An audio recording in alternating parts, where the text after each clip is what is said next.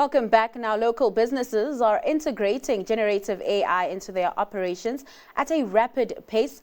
For large enterprises, adoption has jumped from 45% last year to 67% this year. But with dedicated leadership, formal strategies and infrastructure lacking, value may be lost while risk may be elevated. And this is according to the South African Generative AI Roadmap 2025 study.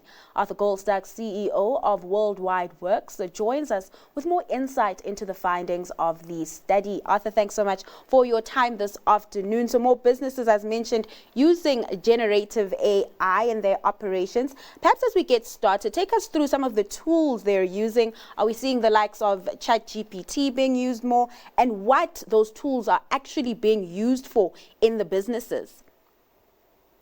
There's no question that ChatGPT leads the race in the tools that companies are using.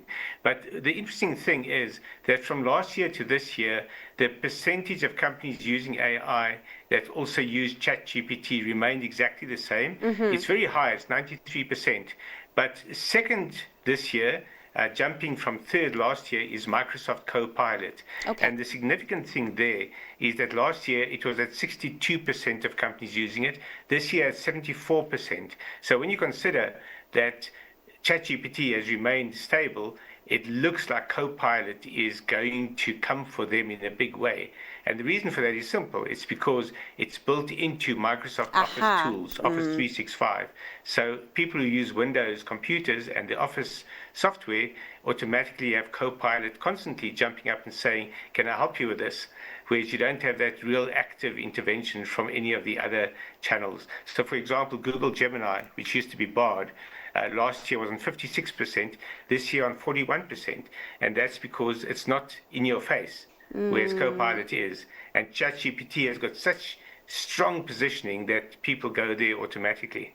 And that's really interesting to see. And I was about to mention or ask you whether we're seeing the rise in the adoption of Copilot because it's infused within the Microsoft Office 365 landscape or in that ecosystem. Yeah, that ecosystem. So we're seeing these tools transforming the world of work, and local businesses seem to be embracing it. One thing that was quite interesting was concerns around most businesses lacking a Gen AI strategy. Talk to me about that. Well, that, I think, was one of the most important findings of the study, because we asked, these are all large enterprises, from 201 employees upwards to above 10,000 employees. And of those, only 14% have a company-wide strategy for integrating GenAI into their business operations.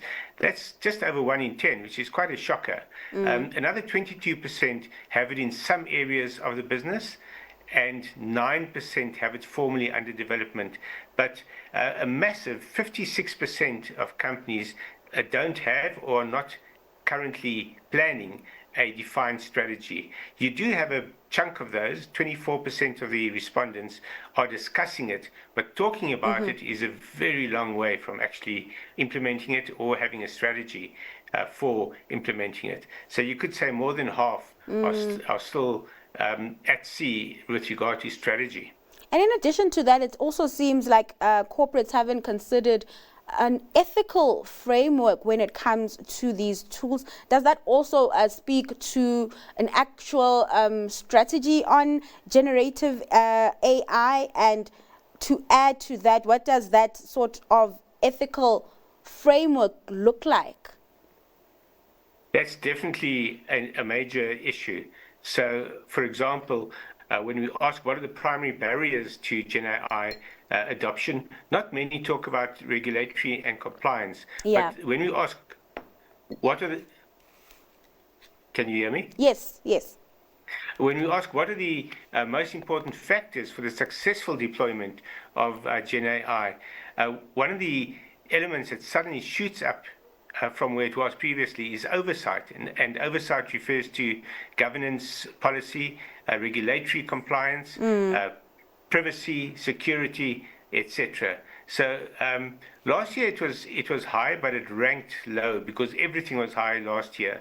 This year people have a very clear, a much clearer picture of the AI success stories. So there aren't so many that get a unanimous score. Cybersecurity comes first. Yes. And that last year was the second most important.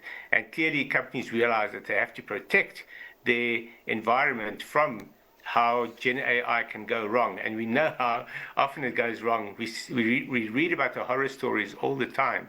So it's not surprising to see cybersecurity jumping to number one. But number two is a strategy, which we've talked about. Number three is budget. But that actually declined. Last year, budget was at 93%. This year, it's dropped to 88%.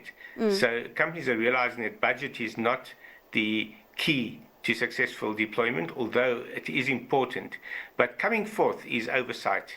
84% of companies saying that oversight is key to successful deployment of GenAI. And sticking with the issues around the risks that come with the use of generative AI, there was also mention of shadow AI. Arthur, what steps can businesses take to mitigate risks associated with that?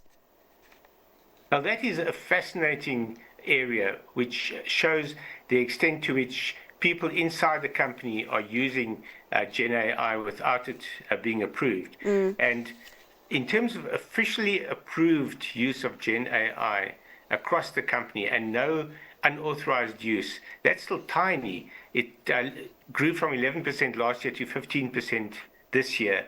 But when you look at unofficial use of GenAI, that jumped from 24% last year to 32%. So a third of companies have what they call shadow AI in their organizations, where people are using it because they discover it, but they're not getting approval for using it. They're not using it as part of official policy. So that is a potential privacy risk, cybersecurity risk, etc. And it seems companies realize that this is a risk, and that is why cybersecurity has become a top priority for a successful implementation. And before I let you go then, Arthur, perhaps take us through the adoption rate of generative AI in SA and how it compares to other countries, because it does seem from the study that a number of businesses are really welcoming generative AI and using it to increase productivity. Very much so.